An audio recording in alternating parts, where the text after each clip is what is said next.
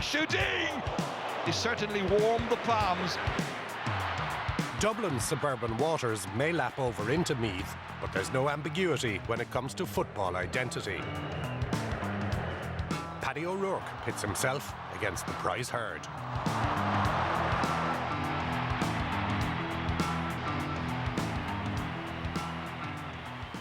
There's two pairs of boots I wear in my life, the football boots and the farming boots. My father's a dairy farmer here in Skryne in County Meath, and grown up on a farm all my life. My business degree from Dundalk IT. During my time in Dundalk studying, my primary source of income was farming for other farmers and farming at home at the weekends. Last 3 years I've spent my Sundays during All-Ireland final day milking for other farmers. I'm called a cow. I'm not about. Football's been in the O'Rourke blood for all my life. Probably started football when I was 5 years old. I got picked for Meath Minors when I was 18 onto the under-21 team, and then brought into the county senior panel when I was 19 in 2008. Colm O'Rourke is my uncle. Would have always been brought to watch Colm play with Meath, and he was my underage manager as well, brought me all around the country.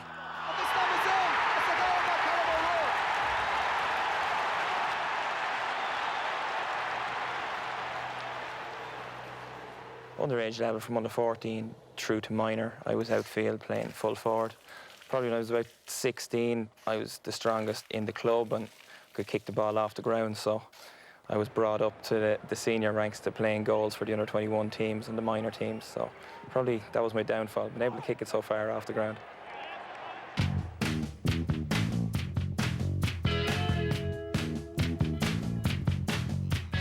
From watching Stephen Cluxton playing for Dublin, it's a rallying call for all the other goalkeepers around the country to get up to his level.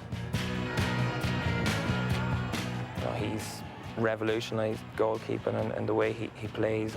If it's the short kickouts and picking a player with kickouts or coming up the field to score points. Now I've had to spend a lot of time in training, trying to hone up on my skills of the short kick pass from the kick out and trying to get possession of the ball straight away.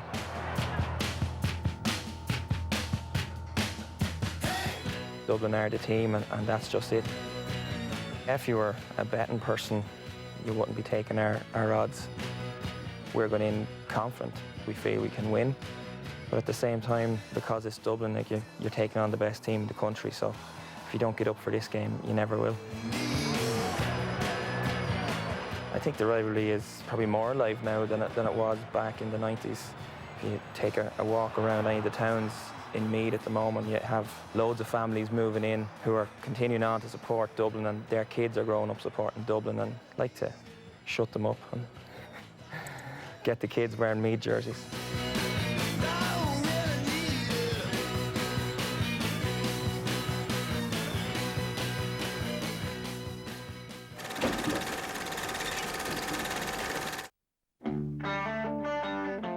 The spine of Antrim's All-Ireland under-21 winning team of 1969 drove on to an Ulster final the following year, while history burned savagely around them.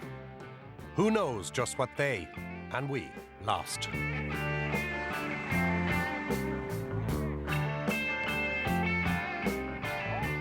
I think in the 60s football in Antrim was very strong. We got the All-Ireland final, won it in 1969. We had a great bunch of fellas, not the best footballers in the world, I wouldn't say, but camaraderie and teamwork, couldn't have beat them.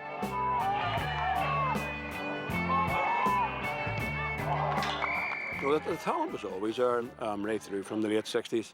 The talent was always in Antrim, and it was just a question of trying to harness it, and no other distractions about definitely would have made a difference.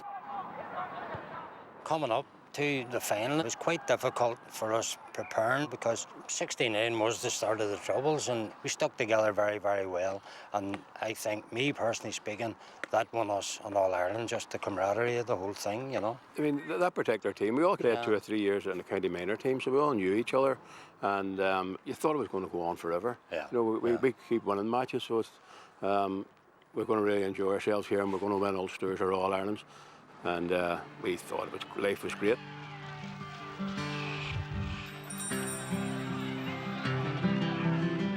We were from West Belfast. We hadn't too far to travel to Casement, but certainly I would say, for the boys that had to travel into Belfast, that would have been a bigger problem because they didn't know what was going to happen to them, driving along country roads and things like that to get into Casement. Home again. And yes, of course, after training, it would have been maybe 9, 10 o'clock at night before they were heading back for a 50, 60-mile journey. In '69, we didn't realise what was going to happen, and going on into 70, 71, 72, it did affect us more, and we didn't realise that our friends that were on the field were going to be interned, going to be involved in the whole fight. In terms of without trial, it was that the British Army could lift young fellas without charge. I happened to come from the north of the city, and it was sometimes hairy, to say the least. We were stopped every night by army, by barricades, by riots. It was something you live with, you get on with. There was statements made about the GAA being the IRA at play, and to be quite honest, any young fellas going to and from a match were open to internment, to interrogation, to being lifted, which happened numerous times, to me personally, and my love for Gaelic football actually kept me out of trouble, because it was something to look forward to and something to do. We were all about 19, 20, and the majority of that squad were all rife for volunteering for the cause or whatever, but the majority of those people didn't go down that road. After '69, we reached the Ulster final in '70. We did have a full team. We did play a Derry team. We were very, very good. Full man with a chance. No, he shoots straight at Ray McElroy. And Antrim come away. Beat this out by Andy McCallum. McCallum, quick to get ahead. Jerry McCann. To Aidan Hamill. Aidan Hamill with a chance. Shoots, and it just goes over the bar. 11 points Antrim, 2 goals and 10 points Derry, and now this game certainly coming to life. The preparation probably could have been better. It was hindered, I think, People didn't get the training, and our training was called off because of whatever. Jerry McCann. We came from nowhere to win an under-21 All-Ireland. And if we'd have won Ulster in '70, I don't think Kerry men would have known who they were playing against. It would have been a surprise package. There's the first score, a very good point. Antrim had 5 people on the Ulster team in 1971. It's never been done since. 5 people that won the Railway Cup. Antrim was in a good place at that time, and we should have done more.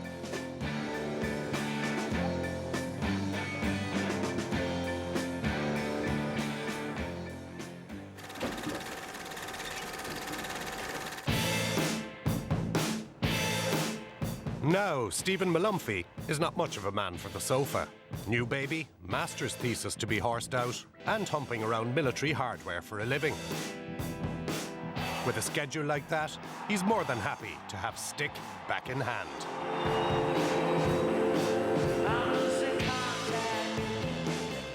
At the moment, I'm part of the Nordic Battle Group. We comprise a smaller part of an EU force, basically. But today we'll just be focusing on certain situational exercises just to get us prepared. So we're qualified to take on a role next year. Right, listen in. Okay, we're going to move into a high-threat, improvised explosive device environment. We're going to move from here through the range road at the edge of the forest. That's our limit of exploitation. Okay, any questions? Okay, let's go. Everything we do, it's team-based. You're never on your own. You're always working with the guy on your left and on your right. Similar to what we have in hurling, and all the time you're getting better and better. This is inside McGrath misses, and Molmumphy puts it into the back of the net. Hits a shot. What a save! What a save! What a goal! Stephen Molmumphy, incredible! It's been great now to get back into it, and the camaraderie, and get out playing again, and get out to challenge matches, and then move on to championship. I was leveling last year, so when the championship came around, especially seeing the games on TV, you just miss it. You just miss stepping onto the field and hearing the roar of the crowd. You miss all that. I suppose this time coming back, it was slightly different. And a lot of the seasoned players have retired, and there's an excellent cadre of young fellas after coming into the panel. Molmumphy puts it over the bar, giving terrific leadership. They're extremely focused and they want success. So I think, Wharf hurling is in the right place. Okay, we're going to move on next now to the next stand. Any questions? No, sir. Okay, right, that's it. I'm 30 now. I'd be maybe the third oldest. Physically, I'd say there's no problem at all. But at the moment, I would actually say that it's more outside commitments would actually play a factor. I suppose a number of things came together this year. I suppose obviously the birth of my baby boy in January, and then also doing a masters part-time. And now at the moment it's Tuesday, Friday, Sunday training, Minute University on a Monday and Wednesday night, and then Thursday night and Saturday night at home for the most part. So I suppose it's just getting a routine, and again, you kind of have to have the support at home for that, and I do, so you kind of just walk on from there.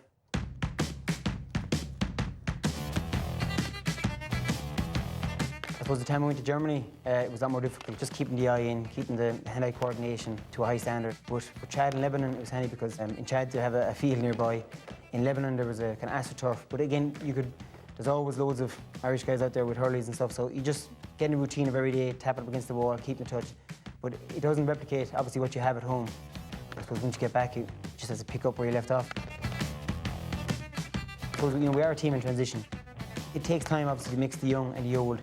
But again, it's 2014. It's by no means a dud year. It's now a real championship. You can't lose. Low ball across here. Molmumphy turning, and the umpire says yes. But it's there for every team to realise that you can beat any other team on the day. A lot of teams have gone through that route and ended up in the final and even taking away the main prize.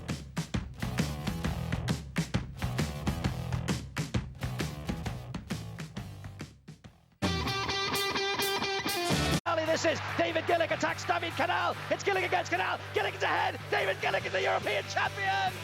What a wonderful, wonderful attack. The champion attacks. David Gillick is the champion. David Gillick makes history. David Gillick becomes the first Irish athlete to retain a European indoor championship. That is absolutely... Elite athletes hate going cold turkey on adrenaline.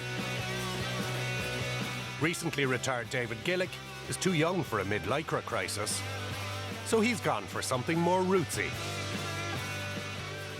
Everyone thinks I'm now some sort of a chef, and I say, well, I skipped the chef part and went straight to MasterChef. Well, basically, the whole nutrition thing, I would have learned an awful lot through running. Huge importance, huge importance. I moved home, moved back to Dublin. Today, we didn't play well. To be fair, we probably didn't get stuck in as we should have done. They were up for it. They were up for it, and I think they made us look very poor today.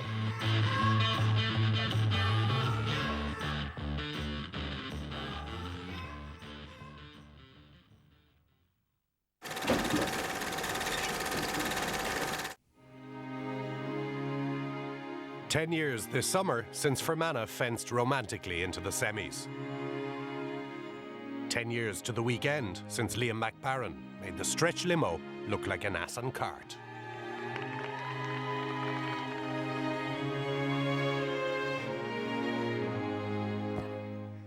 I approached Anne-Marie ever so softly, tiptoes, come up with the solution then of pushing the wedding back to later on in the evening and try and get John Quinn and his helicopter from Croke Park down to Kinawley. The night before the wedding, Liam was just packing up to head off on the bus to Dublin. I was just over the moon and couldn't wait until the next day, whereas he was just over the moon, couldn't wait to get onto the field to play Cork in Croke Park. Thank you, Dad. Yeah.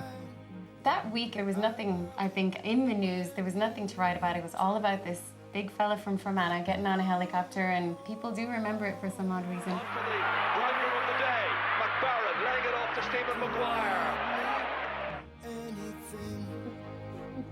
I suppose it was so unfortunate in one way that it fell on a Saturday evening, and of course our wedding fell on the same day. Very good play, McBarron. Can he score on his wedding day? And I mean on the field of play, obviously.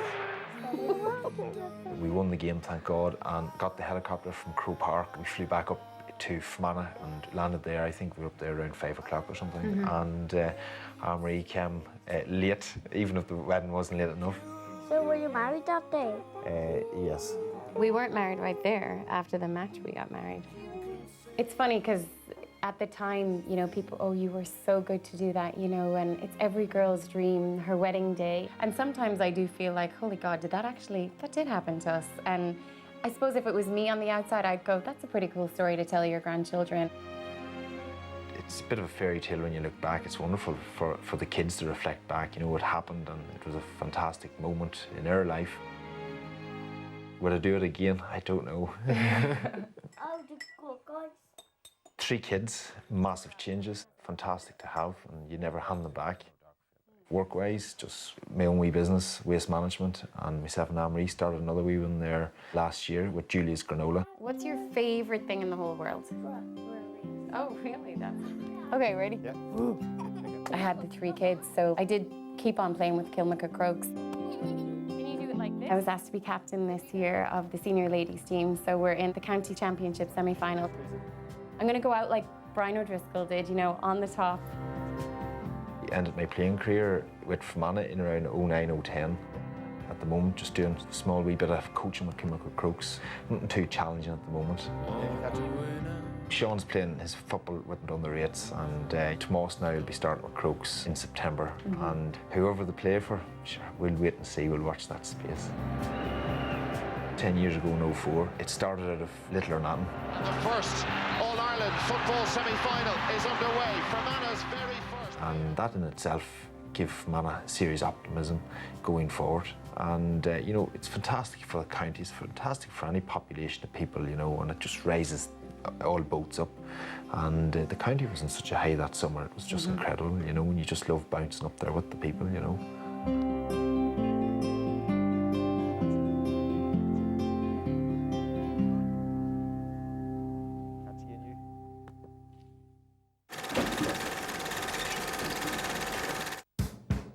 As the championship needle hovers midpoint, here's Malachy Clerkin's latest compass reading.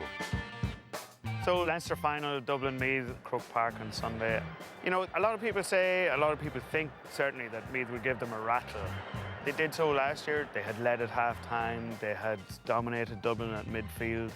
It was only when Jim Gavin brought Dennis Bastick in off the bench last year that Dublin won the rest of the game, won 5-2 points.